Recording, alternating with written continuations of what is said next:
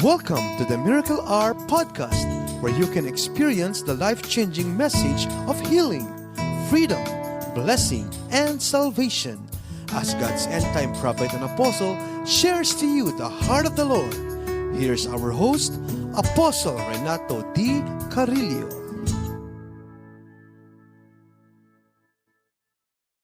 Samahan po natin ang tatay, apostol in the book of Matthew, chapter 11, verse 28 to 30. Sa Revelation may pamagat na, when you come to God, expect to receive from Him. And I quote our Lord Jesus Christ, and He said, come to me, all you who labor and are heavy laden, and I will give you rest. Take my yoke upon you, and learn from me, for I am gentle